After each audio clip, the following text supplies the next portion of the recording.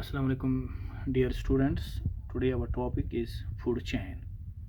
Now we have taken up another topic. So this is food chain. तो food chain के मतलब हमें आज पढ़ना है ये food chain क्या है. First of all, we know that food we eat acts as a fuel to provide us energy to do work. Same is true for all animals, all the living organisms. And in an ecosystem, all living organisms are linked in a systematic chain with respect to their mode of manufacturing food, feeding habits. These interactions among various components of the environment involves flow of energy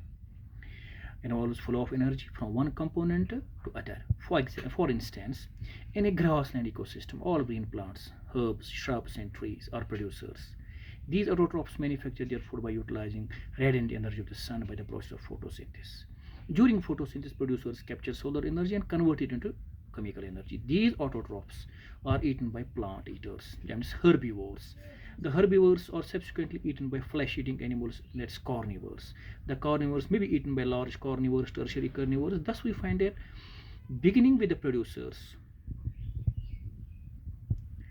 onward to herbivores, carnivores, and next level carnivores, all organisms are interlinked in a definite sequence. And this involves transfer energy from one level, from producers onwards to the last link in the food chain. So there is flow of energy from producers to herbivores, primary carnivores, secondary carnivores, tertiary carnivores. So this food is full of energy. Herbivores, autotrophs, they prepare their food by the process of photosynthesis and by capturing red solar energy. And these are eaten by the herbivores.